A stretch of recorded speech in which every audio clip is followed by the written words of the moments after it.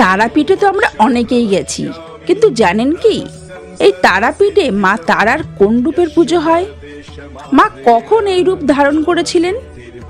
আমি আগের ভিডিওতেই বলেছি, মা তারার ৮টি রূপ। তারাপীঠে মা তারার উগ্র তারা রূপের পুজো হয়। এবার বলি মা তারা কখন এই উগ্র তারা রূপ ধারণ করেছিলেন। অবস্তিনগরে বলাসুর নামে এক অসুর বাস করত।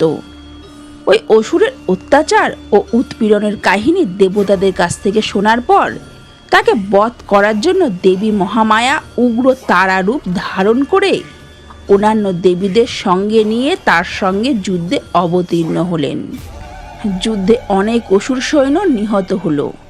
তারপর দেবী উগ্র তারা রূপে বলাসুরকে হত্যা করে তার রক্ত পান করার পর অসুরদের মুন্ড নিয়ে নৃত্য করতে লাগলেন। দেবীর উগ্র তারার অমন ভয়ঙ্কর নৃত্যে ত্রিভুবন কাঁপতে লাগলো। দেবতারা চিন্তা করতে লাগলেন কে দেবী উগ্রতারাকে শান্ত করে সৃষ্টিকে রক্ষা করবেন। তারপর দেবতাগণ কোনো উপায় না দেখে দেবাদিদেব মহাদেবের শরণাপন্ন হলেন। দেবতাদের আশ্বস্ত করে মহাদেব তখন একটি ছোট্ট বালকের রূপ ধারণ করে কাঁদতে কাঁদতে ওই যুদ্ধক্ষেত্রে উপস্থিত হলেন।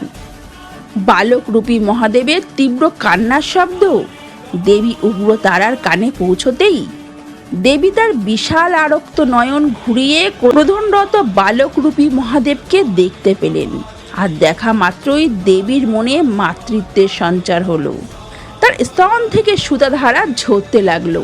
দেবী তখনই বালক রূপী মহাদেবকে কোলে তুলে নিয়ে স্তন সুধা পান করে তাকে শান্ত করলেন। দেবীও তার উগ্র তারা রূপ ত্যাগ করে সৌম্য রূপ ধারণ করলেন। জয় মা, জয় মা তারা, জয় মহাদেব।